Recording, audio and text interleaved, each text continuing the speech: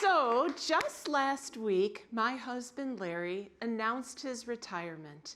He's 66 years old, a little bit older than me, and it's time. His body is wearing out a little bit. And he runs a landscape and lawn care company that's an offshoot of a company that he and I owned back in the early 2000s. So Larry announced his retirement to 5 of his customers last week. 4 of his customers cried. And the 5th one just kept saying, "Oh no, oh no, oh no." So you're losing your lawn guy and it brings you to tears. What's up with that? Is it that the quality of Larry's services are so great? I do think that that's part of it. But a much bigger part of it is that Larry treats every one of his customers just like family. Let me give you some examples. I was working with him this summer and we were doing a job and the customer came home, popped their trunk open, it was full of groceries.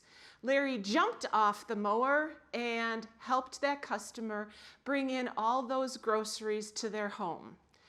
Larry treated his customer just like family, just like he would his mom or his dad, brother, sister, son, or daughter.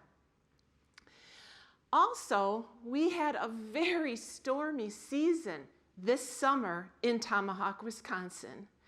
And after every single storm, Larry jumped in the truck and went to check on every single one of his customers' properties.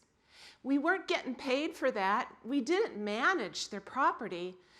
But he just wanted to make sure that there was no limb or big tree blocking access to that driveway so that the customer could get in and out. Larry treats his customers just like family. And when you think about how rural businesses grow and thrive, I believe that's a big part of what it is. We treat our customers and our employees and each other just like family. Monday night, after a long day at work, I went home and I was tootling down North 4th Street in Tomahawk, where we live. Tomahawk is a very rural area, population 3,386. And I drove by the location of the store that Larry and I owned. It was a retail store, as Ryan talked about, my feed store and garden shop. And I recalled with much nostalgia that we bought that business in 1999. It was a little tiny feed store, and it was grossing $50,000 a year. I know some of you probably thought, oh, a month. No, it was a year. It was a really tiny, tiny store.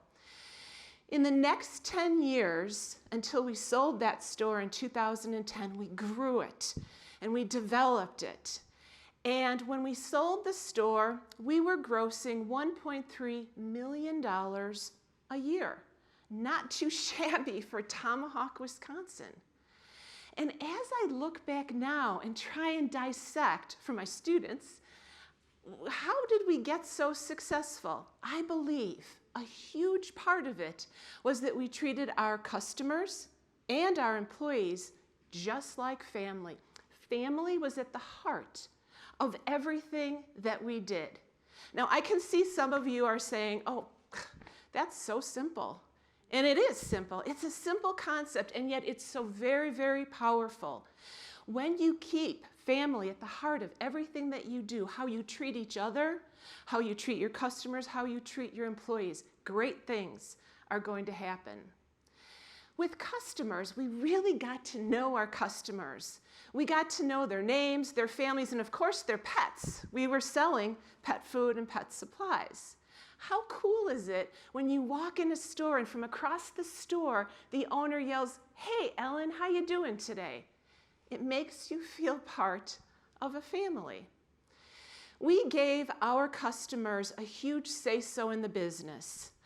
The biggest cities around us are, as you know, Rhinelander and Wausau. And we asked our customers, what are you traveling to Wausau and Rhinelander for that we could maybe bring into my feed store and garden shop so we could keep you local?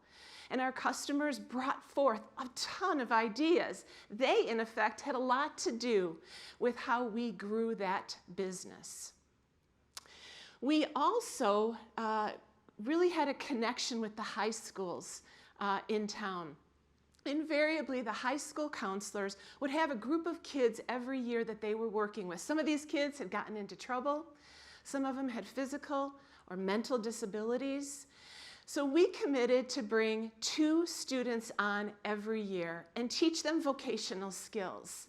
How to treat customers like family, how to run a cash register, how to make change. So in effect, we had that connection with the high school and treated those kids just like family, just like we would our son or our daughter. I still see those kids in town. They still seek me out, and many of them have gone very far and done wonderful things with their lives. And I'd like to think that we just had a small part in that. We are affectionately known by them and by everyone in Tomahawk as Larry and Ellen from the feed store. I'm sure nobody knows my last name, but it's Larry and Ellen from the feed store. It kind of exudes family and belonging. I remember having a big argument with Larry. When we moved from a small location to a large location, he said, "Elle, I have a great idea. I want to establish a little coffee area in our store, and I want to brew fresh coffee and offer it to our customers all day long." And I said, "I think that's a terrible idea. I'm from corporate America, and every square inch of a footprint needs to generate revenue, right?" But you know what? Do not tell him this. I was so wrong. Of anything that we did in that feed store, that little coffee area was perfect. Our customers sat and talked together with other customers and with us. They had coffee. When you think about that, coffee and conversation, it just suggests family. So when you treat your customers like family, great things will happen. Family becomes your competitive advantage. And it's so cool because you don't have to go through a management book to figure this out. Everyone can do it. When I was going into Quick Trip last week to get that milk, I also saw all the help wanted signs. It's just a sign of the times. Wow, where are all the people? And I recalled back to my days at the feed store. At any point in time, we had a stack of applications, literally an inch thick. I never had to pay for advertising to get an employee, not one time. They knew that it was cool to come to the feed store, and we treated them like family. It was probably pretty cool to work there too. We got to know our employees. Some management philosophies say there's got to be a line. I totally disagree. When you hire somebody, they're going to spend more time with you than they would perhaps their own family. And by the way, we got to know their families as well. When you hire an employee, you hire their family. We had all kinds of family events, picnics, Christmas parties, but they didn't have to come, but most of them did. I know one gal who worked for us as a store manager, and she works at a local credit union now. Every time I go in there, she says, "Ellen, could you please start another store? Because I want to come and work for you." I mean, how cool is that? What a great compliment that is. We weren't very tiny. We had 10 full-time employees and 15 in the summertime because that was our busiest season with all the garden stuff. We were super, super flexible with employees, and that's where it's at today, employers, right? But even back then, it was so important. We worked around all kinds of Boy Scout, Girl Scout, kids' sicknesses, etc. Super flexible with our employees. We also gave our employees a voice in the business. When they expressed an interest like, "I really like horses," or "I love dogs," we had them work in that area and help develop that area, figure out what products to bring into that area. We also really got to understand what the aspirations and career plans were for every one of our employees. You got to ask. And I'm pretty sure that of all the employees we had, not too many of them said, well, I want to climb the ladder at my feed store and garden shop. They had really much bigger and better things to do. But we listened to them and we tried to give them all kinds of projects that could just give them one more step toward achieving their dream career. Also, Larry and I tried to really role model for our employees. That was super important. If Larry and I walked past some trash in the parking lot, employees are watching that. They're going to walk by the same piece of trash.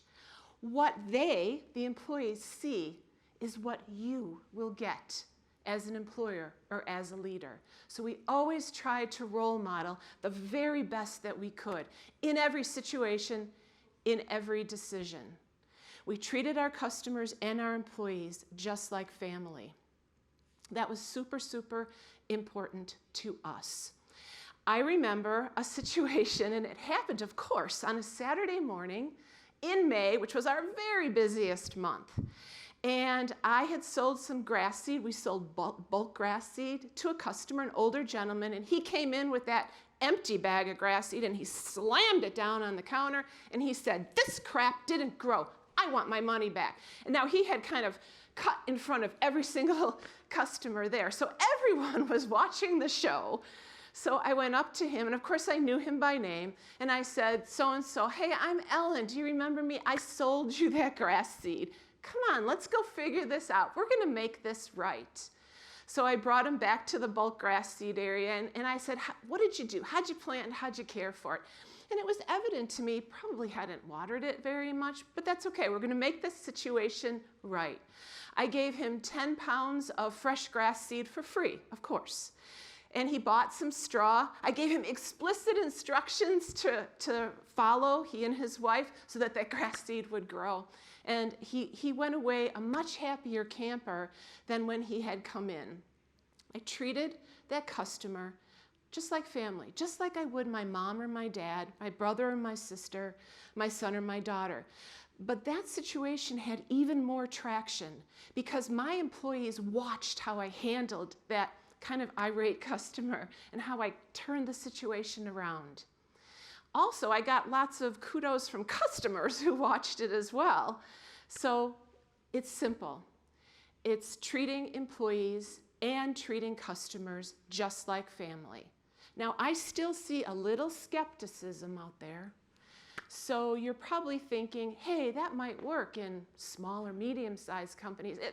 I work in a big company. It's never going to work there. I beg to differ. As Ryan pointed out, I spent my entire professional corporate career in big companies. After a stint in public accounting, I went to work for Sears Roebuck. At the time, they owned all kinds of companies, including Dean Witter. I followed the Dean Witter track. They merged with Morgan Stanley, and so we were Dean Witter Morgan Stanley worldwide. I managed the internal audit department, you know, the dreaded auditor, and I had 50 employees worldwide. About 2 years after the merger, retention was not where we wanted it to be, a lot of turnover, and so the company did an employee opinion survey. And you kind of know what that is. It's an anonymous survey where every employee is asked about how they like their job. Do they think that they're utilizing their strengths? How do they like their manager? So after a month, the results got tabulated. They came back, and I was pretty pleased. We certainly had areas for improvement, but I was overall kind of pleased until I got a phone call. I got a phone call from the CEO and president's office, and he was in Chicago that day, and he wanted to see me regarding the employee opinion survey. Now, mind you, I had never spoken to this gentleman one-on-one ever. So I remember going up the stairs to the second floor where his office was like in a fishbowl, and I saw him sitting in the corner with the HR director of the region, and I thought, oh my God, I'm toast. I've had a wonderful albeit very short, career. What did I do? But you know what, you guys? That wasn't it at all. He turned to me and he smiled and he said, Ellen, we need to know what you're doing. Your department was the highest ranking department in the entire corporation of Morgan Stanley Dean Witter. And you know what? They like you too. What are you doing? So you know what, you guys? I told him everything that I just explained to you. I treated my internal customers and every one of my employees just like family. I took an interest in my employees. It didn't matter if their dream career was in internal audit or even in Morgan Stanley Dean Witter. I was going to do my level best to get them experiences and projects to develop the skills that they needed to achieve that dream of theirs. So I didn't have anything to worry about, but that encounter was so cool because they developed a position for me in human resources, and I got to take this philosophy of family. Can you imagine with Morgan Stanley? Across Morgan Stanley Dean Witter to explain to people the power of family in treating employees and customers and each other just like family. So it's not rocket science. It's not even cutting edge. You might not even find it in a management book. But treating employees, customers, and each other like family is the most powerful concept that I have ever seen. When you have family at the heart of everything that you do, great things are going to happen for you and for your businesses. Thank you.